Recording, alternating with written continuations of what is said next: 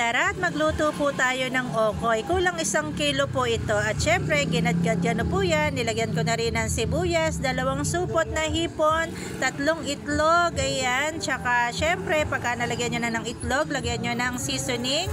At huwag nyong kalimutan lagyan ng paminta, asin. Ayan, syempre yung kalahati ng 1/4 na harina. Ayoko kasi ng masyadong maharina mga lalabs. Kaya yung 1/4 lang yung hatiin nyo po iyon. At saka syempre, yan po i-mix na po natin lahat yung ating ginagawang okoy. Ayan. Para po mabalutan lahat ng ating kalabasa. At dahil ayan, na-mix ko na po lahat siya, ay ready na tayong mag-prito. Ayan, syempre nasa tamang paglalagay lang po para mamakat po yung okoy at mabilog po ito na flat. At syempre, tamang apoy lang at biling-bilingin na po natin pagka nagba-brown na para hindi naman siya masunog.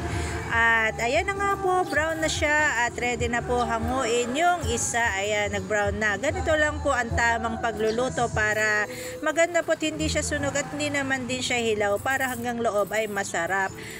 Thank you so much for watching.